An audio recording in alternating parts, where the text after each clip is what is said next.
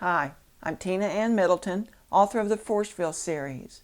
I would like to welcome you to the writing journey, where we inspire and encourage each other in the craft of writing. Today we'll talk about what we're going to do with our books once they're finished. I'll be right back.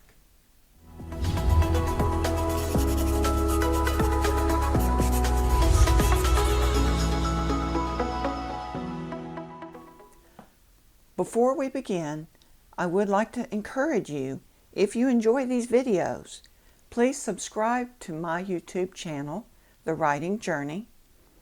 Be sure that you ring the bell so that you get notifications of future videos. Also, please follow me on Facebook, Twitter, and my Amazon author page. Now, what will we do with our book once it's finished? For most of us, we believe there's a waiting public. We want to get it out there to them. How do we do that? Two of the most common ways are traditional publishing and self-publishing. Let's take a look at each one. Traditional publishing is what most of us are familiar with.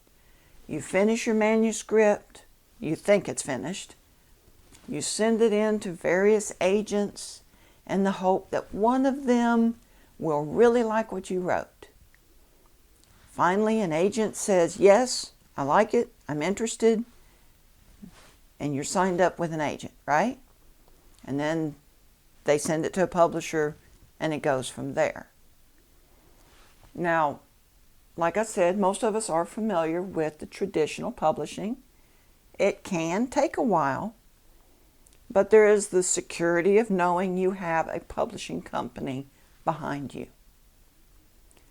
The other form of publishing is self-publishing, also known as independent publishing, indie publishing.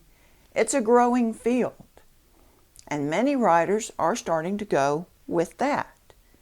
I chose to go with independent publishing myself for several reasons. One, I found out as I was reading about agents and publishers that they want authors to do their own marketing, at least a great deal of it. And I thought, well, if I'm doing my own marketing, shouldn't I get more royalty out of what I sell? So that was one thing I thought about. Also, with self-publishing, you have more control over your book. For instance, the cover. If you're the publisher, you get to decide on the cover. Will you design it yourself? Will you pay someone else to design it? You choose your cover. You design it yourself, or you pay someone. Yes, I repeated myself. It's an important point there. You decide on the release date. If you feel it's ready sooner, you can release it. Now, a caveat here. You want to check that book over well before you send it out into the public. So make sure before you release it early. If you feel it's not ready, you just feel it still needs some more work, you can postpone. It's your choice when you are the publisher. Now understand, if you self-publish, you do most of the work of the self-publishing. Generally, it does not cost you anything for most platforms where you self-publish. We started off on Amazon, my husband and I, and you don't pay anything up front, no upfront costs. In fact, no cost to you at all, except time and effort. A lot of work, but it's worth it. We also make more in the royalties.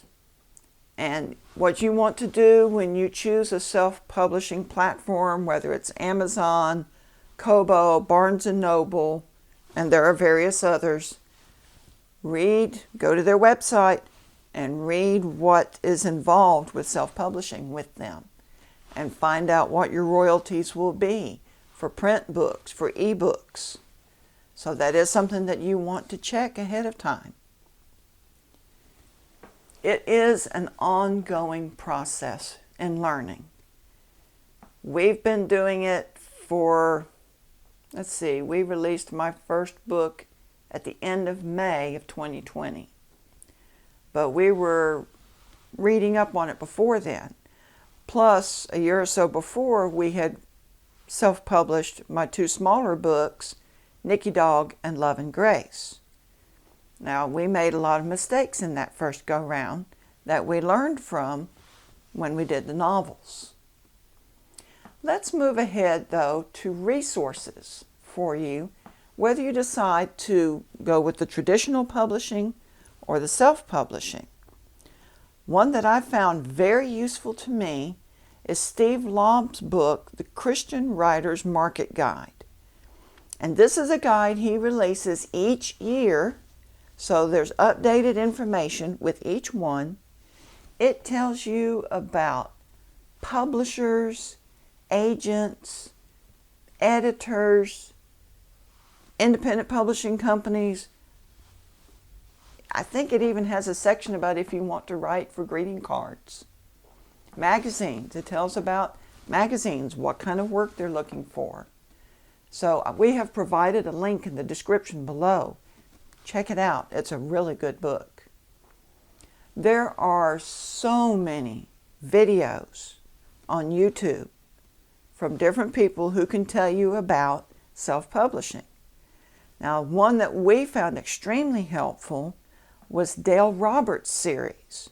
He does a YouTube video series and a podcast series, and this is what helped us as we were learning. And again, we will provide you with the link in the description below. So, which will it be? Traditional, self-publishing, a mix of the two? Check out your resources before you decide. There is so much information on the internet. Go to your library. Writers have more options today for publication. There are more resources of the various types of publishing. So again, I can't say this enough. Take the time to research and find what will work for you. I'm so glad that you joined me today. I hope you have a great week.